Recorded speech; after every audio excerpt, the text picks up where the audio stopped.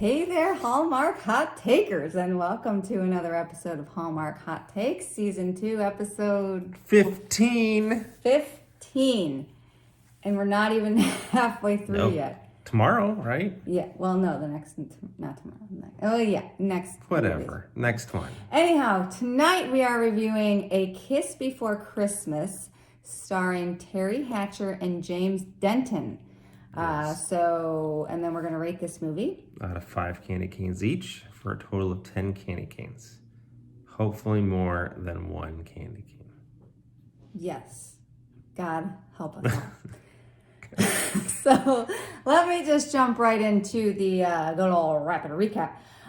Family man Ethan is an executive at a development company who has, back in the day, kind of did like a sliding doors thing where he chose one of 2 elevators, and in the elevator he chose, he met his wife Joyce. They've been married for 20 years, have adopted 2 beautiful children who are now teenagers, and he's kind of stuck in the mid-level project manager at his current job, and has been wanting a promotion for years, but his I think Sean is his boss, hasn't seen fit to recommend him for one. And in the beginning of the movie, Sean wants to kind of oust some longtime tenants in order to build a development, and tasks Ethan with going and telling this lady she's got to get the hell out of her newsstand. And Ethan is about to go do that when he makes a wish at a train station that his life would be different. Then he got the promotion, and then he got in the other elevator the 20 years earlier, because it would have meant he would have had career advancement, and he would have been like this ruthless developer, and he would have been. No. So he makes this wish, and Santa says granted, and Sean wakes up, and he is the co-CEO, Ethan wakes up, and he's the co-CEO with Ethan of their development company, but no Joyce, no kids.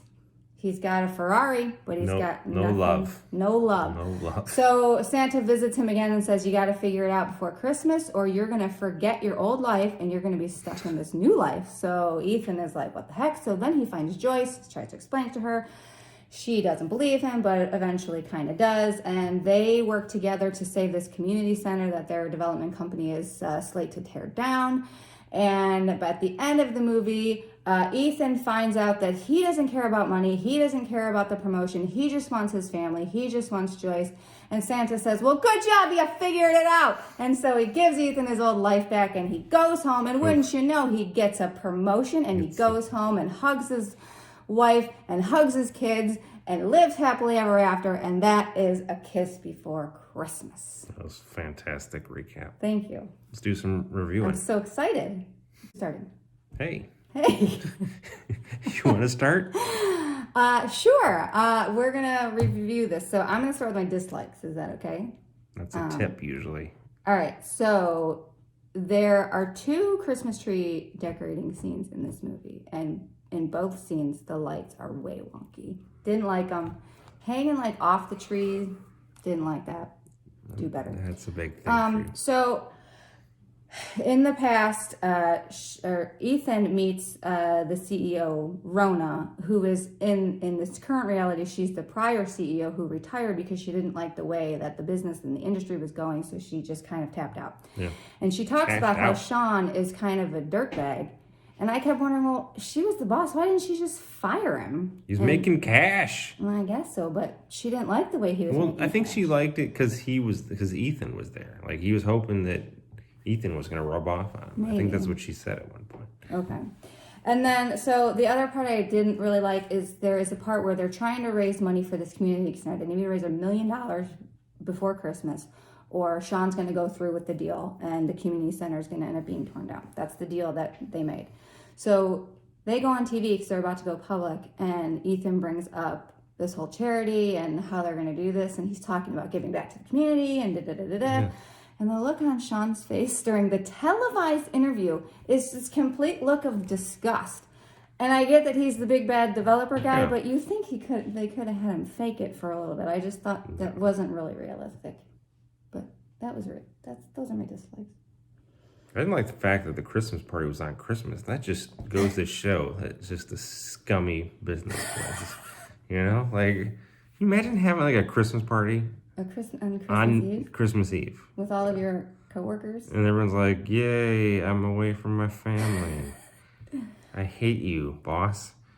There's one part where like she's getting a tree and he's like, this is gonna be really heavy. And he ends up picking it with one hand. Like it's like it wasn't a heavy tree at all. And she didn't pay for it either. They just took it stole off a the tree. lot. They stole a tree.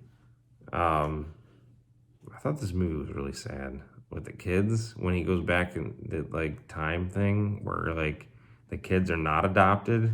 But they still exist in his timeline. They still exist. Because they go to the community center and they have an adopted, or they have foster family. Yeah, that was a little bit sad. That was sad. I didn't like that. That was it. Okay. That's all my negatives. How about positives? I loved when Ethan went back, like when he goes into this new reality and he's the total fish out of water. I mean, we've seen it before, but his was really well done. And he was... I'm tired. Ethan was... okay. And Ethan was funny. He Ethan was funny. great. He made me laugh the entire time. I loved both characters. Yes, they were great. Terry Hatcher, amazing. They played very well off of each other. Yeah, I think it's because they were on a show prior to this. Right. Desperate Housewives. Never saw an episode. No, but I might watch it. Maybe I will. Yeah, I thought they were great. I liked the stakes in this movie because it wasn't just that he was going to lose out on a promotion. Like, if he didn't figure out his crap, he was going to forget his old life. Everything. And so in the movie, there were glimmers of when it got close to Christmas, like he had these little mind things where he started to forget things. And it was like, wow, this is about to get real. So I love the stakes in this movie. I like the countdown. I like that aspect. And I like just her response to his incredibly ridiculous story where she clearly doesn't believe him, but she wants to save the community center, so she's willing. But then as it goes on, she slowly starts to figure it out.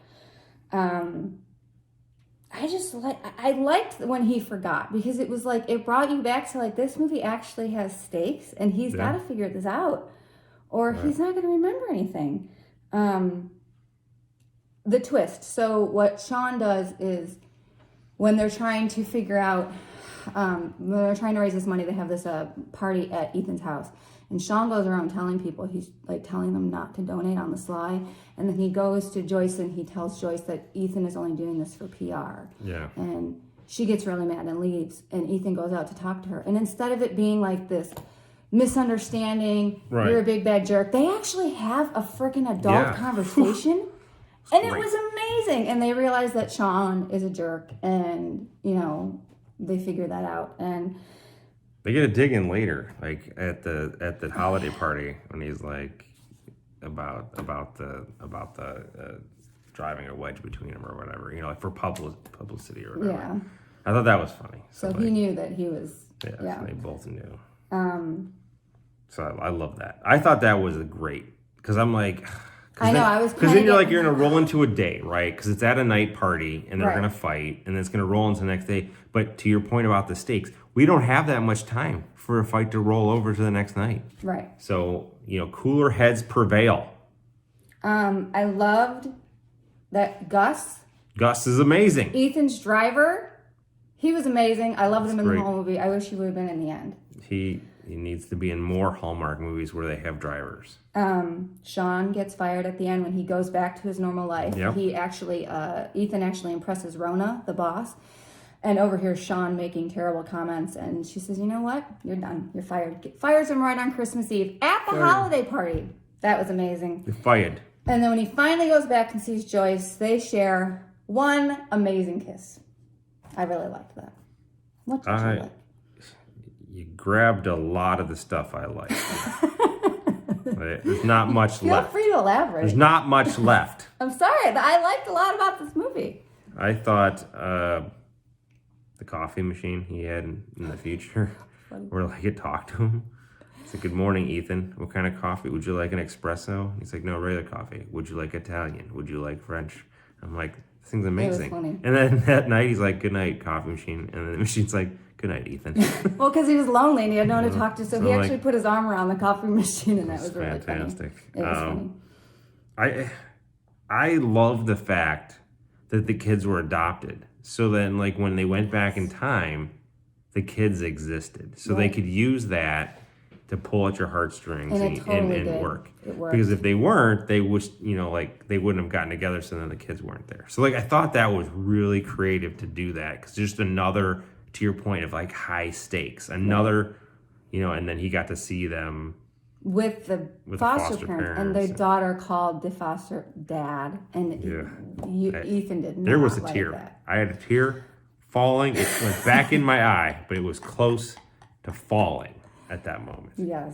I thought it was just good writing. I like, everything was well thought out. There wasn't a lot of gaps. Right. Little parts I'm like, oh, they didn't address that, or oh, I don't really believe that. Now, this $1 million by the time, like in 7 days or whatever, and they came into it like 900 short. Then this lady, the former CEO, like she donates $2 million. $2 million.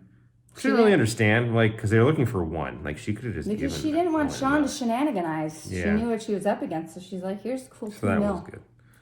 All right, I think that's it. What are you giving this? I mean, are you ready? Yeah. How about you? What are you gonna give this? There is not much I did not like about this movie. I thought it was so well done. I loved both of the characters. They played so well off of each other. The acting was good. Gus was amazing. Gus. And I am so happy to say that I'm giving my first 5 candy cane rating of the season. 5 That just happened. candy It cane. was a great movie. 5 candy cane rating. Ethan was so funny. Yeah, I thought the acting was great. There wasn't even bad kid acting in this one. No. We didn't even have that to fall on. I also am going to give it 5 candy canes. Yes! First one of the season. We've been coming off of a 1 candy cane movie. This is the opposite. This is the 100% opposite of that movie. This is a 10 candy cane bonanza. Watch it. You'll love it. I mean, it was great. I can't say enough good things about it. So, but great job, Hallmark. What about a great preview? job, Terry Hatcher, and great job, James Denton. Yeah. I'm going to go watch Desperate Housewives now. All seasons. Want to do previews? A preview, yes. All right. Okay, so preview time. What's the next 10 candy cane movie? I'm just so excited that we gave that 10. Fantastic. It was based, like, we've heard that story before, right? But it was amazing. But they he did a great kind of go job. full Jimmy Stewart at one point when he came home. It was pretty amazing. It was so good. So on to previews for the next movie, which is the 9 Kittens of Christmas, starring Brandon Roth and Kimberly Sustad. So cat lovers Zachary and Mary Lee are thrown back together at Christmas when they're tasked with finding homes for a litter of adorable kittens. Thrown back together. Okay, so a little, this is actually a sequel. So a few years ago, there was the 9 Lives of Christmas, in which these two got together. So this is a sequel to that. So I'm not 100% certain what is going to happen. So I guess we'll see. I don't know about this. Like, am I supposed to watch the other one so then I can watch this one? Or do I just go in as its own independent movie? See, I've seen the other one before, so I know what happens. So you might be a little bit behind. You'll have to watch it. I don't want to incorrectly rate this movie based on stuff that I may already should have known. I don't know that the writing is going to be that cerebral in a cat movie. It's a story about Christmas and cats. And cats. Lots of cats. So we'll see how I'm more of a in. dog I'm person, in. but we'll see how it goes. I'm all in. So we'll see. Oh, and just for the record, this is the start of the 7-movie Thanksgiving bonanza. So it's going to be 7 movies over 4 days for us that we have to watch. So if you could say some prayers, we would appreciate it. We're going to need them. The drinks will be a-flowing. Possibly. Bye. Peace.